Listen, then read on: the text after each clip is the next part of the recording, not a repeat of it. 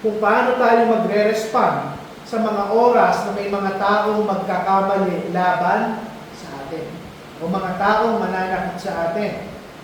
So kung maalala niyo po, from verse 14 hanggang verse 18, itinuro na sa atin ni Apostle Paul na i-bless natin yung mga taong nagpa-persecute sa atin.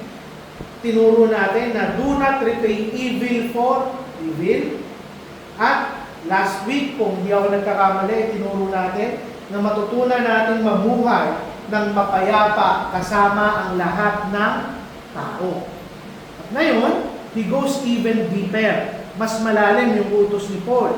Hindi niya na lang ngayon itinuturo sa atin na ayusin natin yung aksyon natin o wag lang tayo gumante sa panglabas. Pero ang dinidil dito ni Apostle Paul, yung laman ng ating mga puso. Iba yung pigilan mong gumante sa tanggalin mo yung desire ng paggante sa iyong puso. Pwedeng hindi ka mananakit, pwedeng hindi ka sasagot, pwedeng wala kang gagawin outwardly, externally, pero yung laman ng puso mo ay galit at pag-iiganti sa iyong kapwa. Kaya ngayon, sa Romans 12, 19 to 21, sinasabi ni Paul dito at ng ating Panginoon, hindi ka lang iiwas na gumante o magretali. Pero, papalitan mo yung paghihigante na desire ng puso mo sa pagtitiwala sa ating Panginoon. At makikita mo kung tunay kang nagtitiwala sa Panginoon if it comes to a full circle na hindi mo lang tinanggal ang paghihiganti sa puso mo, pero actively, hinahanap mong gumawa ng kabutihan sa mga taong nakapanakit sa iyo. And we will consider three truths. Gagamitin lang natin yung tatlong verse natin. Verse 19, inuutusan tayo ng Panginoon na tanggalin sa ating mga puso yung karapatan nating maghiganti para sa ating mga sarili. Pangalawa, kailangan natin mag-respond sa ating mga kaaway ng kabutihan. At pangatlo, to refuse to be conquered by evil. So una, sabi doon, pakawalan natin o bitawan natin yung karapatan nating gumante o ipagtanggol ang ating mga sarili. Sabi po doon ni Paul, dearly beloved, avenge not yourselves. Vengeance is mine, I will repay, saith the Lord. Nakakatuwa na sa mga nakaraang pagtuturo natin, nung sinabihan tayo ni Paul na live peaceably with all men, hindi na ginamit yung salitang dearly beloved. Ngayon, ginagamit na dearly beloved. Bakit kaya? Bakit napaka-tender na pag-address dito ni Paul sa mga mananampalatayang nagbabasa? Dahil ito yung pinakamahirap na utos sa Romans chapter 12. Kapag may nagkamali sa atin, pag may nakapanakit sa atin, ang gusto natin, ang dinedemand natin, hustisya. Ang sinisigaw ng puso natin, dapat ma-restore yung balanse. Hindi pwedeng ako lang yung lugi. Hindi pwedeng ako lang yung nasaktan. Gusto natin na maramdaman ng taong nakapanakit sa atin yung sakit na ating nararamdaman. At unawa ni Paul na napaka-makapangyarihan ng desire na ito. At maaari na kung saan magawa mo yung mga unang parte na hindi ka nga o iiwas ka nga sa paghihiganti, iiwas ka nga sa pag-repay ng evil for evil, pero yung paghihiganti, hindi man yan outwardly magawa, maaari ang mamuhay ng tahimik sa loob ng ating mga puso. That is why, ang sabi ni Paul, dearly beloved, unawa niya yung hirap ng utos ng ating Panginoon. At ang commandment niya, avenge not yourselves. Yung utos niya, hindi nyo kailangan ipaghiganti ang inyong mga sarili. Huwag kayong gumanti. At meron siyang isang magandang dahilan na ibinigay sa atin. Sabi doon, sabi ng Panginoon, vengeance is mine. Actually, yung vengeance dito, kung titignan nyo, hindi naman talaga ito paghihiganti. Yung ibig sabihin ng vengeance dito, judgment. Ibig sabihin yung karapatang maghusga, at magparusa, walang iba kung hindi lamang sa ating Panginoon. At last time, kung maalala nyo, inaral din natin to, the-reference natin itong verse na ito. Simply because God is the only one that can see perfectly. Okay? Alam ng Panginoon ang lahat ng motibo. Alam ng Panginoon ang lahat ng bagay na ginagawa ng mga tao sa atin. Alam niya yung lahat ng detalye na hindi natin nakikita. And it is only God that can judge perfectly and righteously. At ngayon, kung bakit tayo pinipigilan ni Paul na kung saan ay maghigante o ipaglaban ang ating mga sarili, because if we take revenge, technically ano yung ginagawa natin? Inaagaw natin yung trabaho ng ating Panginoon. We are stepping into God's place. Hindi pwede na tayo yung mag-act as judge, jury, and executioner. Panginoon lang ang may karapatang gumawa ng bagay na ito. At bakit mahalaga ito? Simply because, if you refuse to take revenge, pag umayaw ka at binitawan mo yung paghihigante sa mga taong nananakit sa atin, ano yung sinasabi natin? Panginoon, nakikita mo ang lahat, alam mo ang lahat ng bagay, at nagtitiwala ako na ikaw ang kikilo sa aking buhay.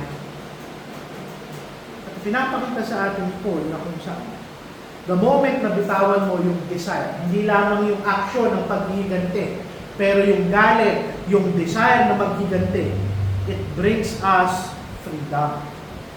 The moment na panghawakan natin yung paghihigante at galit sa ating mga puso, tinatanikala natin yung puso natin sa offense na ginawa sa atin ng ibang tao.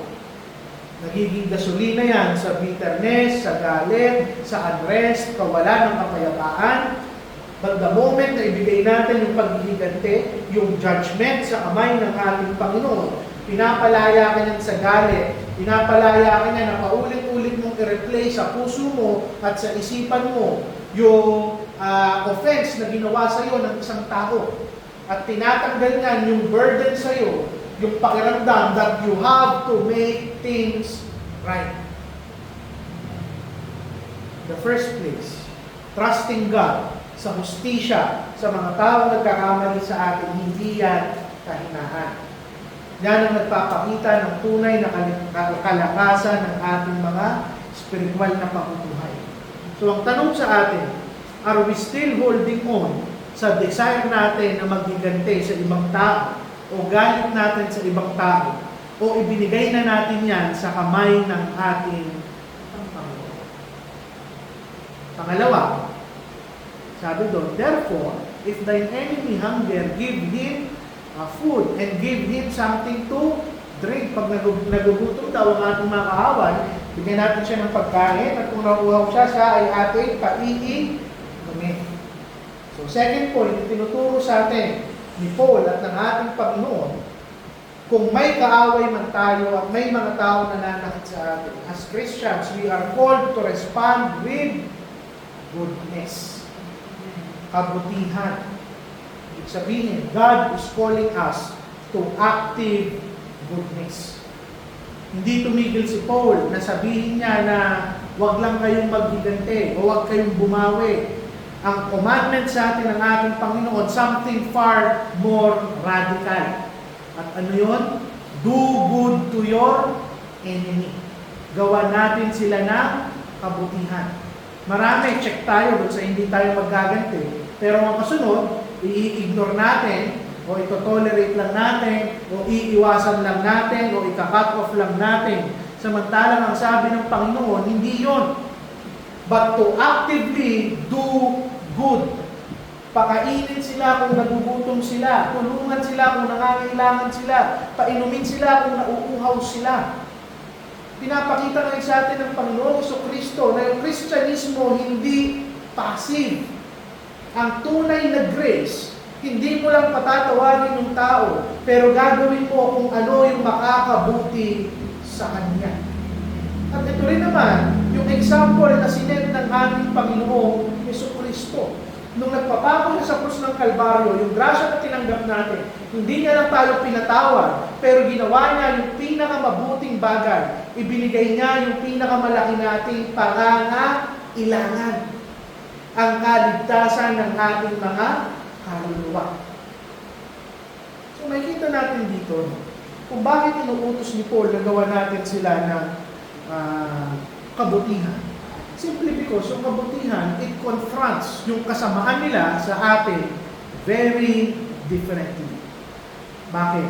Pag ang ibinalik mo sa kanila, sa kasamaang ginawa nila sa iyo, uulit lang yung sikulo ng pananakit sa bawat isa. But to respond with goodness, dinidisrupt natin yung cycle. Now, let me be clear. Hindi po natin ibig sabihin na aaprubahan natin yung mga maling bagay sa mundong to. Pero ang pinupunto po dito ni Paul, hindi natin hahayaan yung kasalanan ng ibang tao na kontrolin yung response at yung testimony natin bilang mga Kristiyano. Ano yung sinasabi ng kabutihan dito na pinupoint out ni Paul? Hindi tayo papayag na maging katulad nung kasalanan na ginawa sa atin ng ibang tao. Hindi tayo magiging katulad nila. I will not become what I am fighting against. At nakikita natin dito, binanggit ni Paul dito yung mga katagang coals of fire. Sabi doon, yung response natin ng kabutihan, it will heap coals of fire on their head. Yung coals of fire po dito, conviction. It speaks of conviction. Hindi ibig sabihin nasasaktan natin sila. Pero yung conviction, meaning yung kabutihan natin sa mga taong nananakit sa atin, yun mismo yung mag-e-expose ng sarili nilang mga kasalanan at pagkakamali. Higit sa lahat, it will soften yung puso ng mga taong nananakit sa atin. Higit sa lahat, ito yung magbubukas ng pinto for repentance. So in short, ginagamit ng Panginoon yung grace na i-extend natin sa ibang tao to convict them of their own sin. And when we are faced with an enemy, ang tanong, umiiwas ba tayo? Nagagawa nga natin, do not take revenge. Pero actively, hindi natin nagagawa yung kasunod na utos ng Panginoon to do good for them. At yung pangatlo at panghuli, sabi doon ng ating Panginoon ng Paul, be not overcome of evil, but overcome evil with good. In short, ang sinasabi niya, we refuse to be conquered by evil. Meaning, there is a possibility kung bakit ito inuutos. There is a possibility that evil and sin can control yung response natin sa mga taong nagkakamali sa atin. Paul is revealing something deeper, yung mas malalim na issue. Hindi lang tayo sinasaktan ng evil na galing sa ibang tao, but the evil and sin within us, it can control us. Now, ano yung punto? Kung sa kasamaan ng ibang tao, itinulak ka para maging bitter, magsalita ng masakit, o gumawa ng isang bagay galing sa maling galit sa iyong puso, then their evil has already overcome you. Tinalo ka na ng kasamaan. And we can justify na, Pastor, I feel like ako yung biktima eh. Dapat ko lang ipagtanggol yung aking sarili. We can do whatever excuse we say, pero at the end of the day, spiritually, talo tayo sa harap ng ating Panginoon. That is why the believer is called to overcome. Yung buhay ng isang Kristiyano, hindi pwedeng defensive lang tayo palagi. Ang sabi sa atin, sa Biblia, we are more than conquerors. We are victorious. We are to overcome. Hindi utos dito to endure evil. Ang sabi, to overcome evil. Pagtagumpayan. And how do we overcome evil? Hindi sa pamamagitan ng pwersa o pagganti. Babalik tayo sa unang utos ni Paul, ang paggawa ng mabuti. Goodness, holiness, kabutihan, kindness. it is always stronger sa kasamaan ng mundong ito because it reflects yung karakter ng ating Panginoong Jesucristo. Panguli, sabi ko, overcome evil with simply because overcoming evil reflects, sabi ko nga, yung karakter ng ating Panginoon. This is exactly yung ginawa ng ating Panginoong Jesucristo. Nung may nagkamali sa Kanya, hindi siya gumante. Nung nagdusa siya, hindi niya trinete yung mga taong nakapaligid sa Kanya. At kahit nung napako siya, ginamit niya yung kasamaan ng mga tao sa kapaligiran niya upang i-extend yung grace sa mga taong makasalanan. In short, yung krus ng ating Panginoon is the greatest example of overcoming evil with good. At kapag nagre-respond tayo sa ganitong paraan, pinapakita natin, pinipreach ng ating mga buhay, yung gospel ng krus ng ating Panginoong Jesucristo. So bilang pagtatapos, paano paraan sa sanctify ng Romans chapter 12, verse 19 to 21 ng ating church? Dahil kung babalikan niyo po yung buong point ng Romans 12, is to show us how Christ sanctifies the church. This passage transforms the church, yung bawat isang mananampalataya na parte ng ating iglesia, natanggalin yung revenge, paghihiganti at galit sa lahat ng ating mga relasyon. Palitan yung hostility sa grasya ng ating Panginoon. At higit sa lahat, na ipakita natin yung persona ng ating Panginoong Jesucristo sa mga oras at araw na kung saan in conflict tayo sa ibang tao. So in short, a church that lives this way, sa mata ng mundo, talagang radikal yung pagkakaiba natin sa kanila. So bilang pagtatapos at illustration, kung titignan niyo, ang punto lang, you cannot drive darkness by using darkness. Para matanggal yung kadiliman, ang tanging paraan ay ang liwanag. In the same way, you cannot defeat evil with evil. At the end of the day, kung yan ang gagawin mo, you just produce more evil sa mundo ito. Kabutihan na nakaugat sa persona ng Panginoon ang may kapangyarihan to overcome evil. At dyan po muna natin tatapusin ang ating devotion para sa Romans chapter 12. Any insights or prayer requests?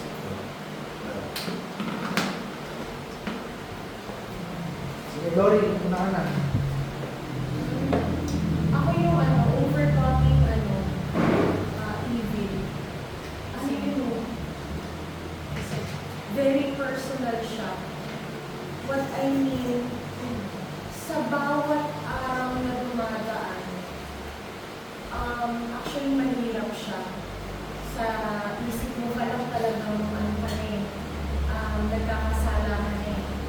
Pero, dun pa lang sa simpleng pag-iisip ng masama, you have to overcome it. Ayun. Actually, marami akong iniisip, Pastor. May mga question na ako eh. Paano ba natin yung babalansin? Kasi syempre, hindi naman pwedeng papayag lang tayo din. Kasi may part ng devotion, Pastor, na parang feeling ko, paano ba ito pag tatanggapin na lang ka? Ulitin ko yung kanina, disclaimer ko kanina. Overcoming evil with good does not, o doing goodness sa kaaway mo does not mean to tolerate sin. To rebuke and to discipline is a form of goodness. Okay? So, basta marami akong alihin mo na lang sa sarili ko siguro. Mamaya ako na lang itatanong sa'yo. Pero ayun na, personal siya. Yung overcoming baby siya, tsaka personal siya. Sa isip mo pa lang bilang isang tao. Oo. Sobrang challenging mo yun. And that will reflect doon sa pakikitungo mo naman sa ibang tao. Yun. So So kung overcoming evil, dun pa lang sa isip mo, hindi mo na magawa or sobrang natatalo ka na, ano ka kapag nakikipaghalubilo ka na sa ibang tao? So parang sobrang hirap. Ayun, prayer request ko lang, pag-iingat ng Panginoon sa bawat isa, sa mga ministry din natin, pag-pray natin, yung simula sa pulpito hanggang sa ministry ng bawat isa, sa bawat pamilya, tapos yung mga umaaden sa atin, mga bata, pag-pray natin, patuloy natin, ipag-pray na mangusap ang Panginoon sa kanila.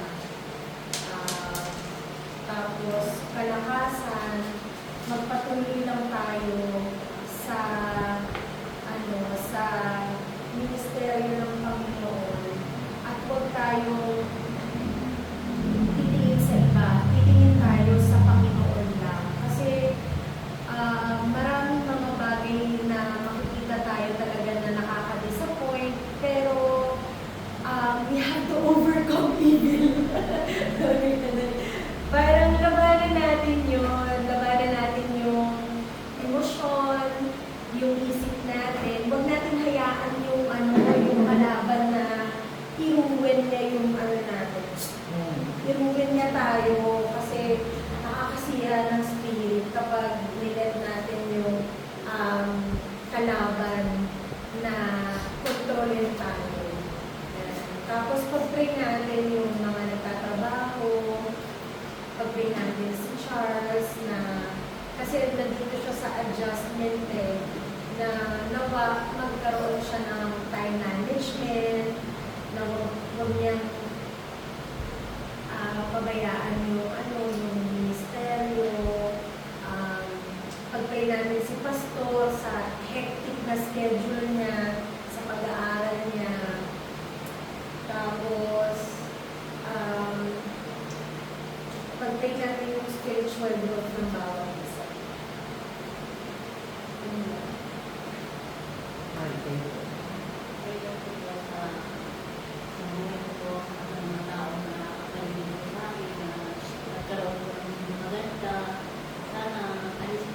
Galing sa ating puso na natutupo kung pakumbaba yung alimunin sila, hindi pa rin ipakita ko sa kanya na yung mabulian yung Panginoon na yung namin yung piso. Pamilya ko na pag-iingat ko sa bawat isa, sa araw-araw, na pagkakanap na talagang sila, nanag ko sila na ang gawin ko kanila. Pamilya ko, mga kapatid ko, maayos mo sana ligtas ko sila, sana ayos ko ang kanilang buhay. Sana sila rin maibigay nila yung tahanan na bibig nila na mahanap nila yung dahil kaligtas ng tawag.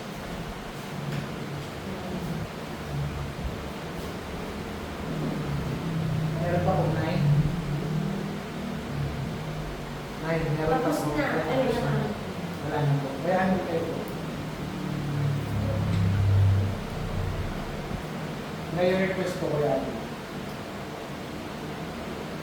Ngayon ko lang, pray ko lang din yung health ko. Health ng mga minamana sa buhay. Trabaho. Saka siyempre safe. Kung lalabas ka, dapat lagi ang safe.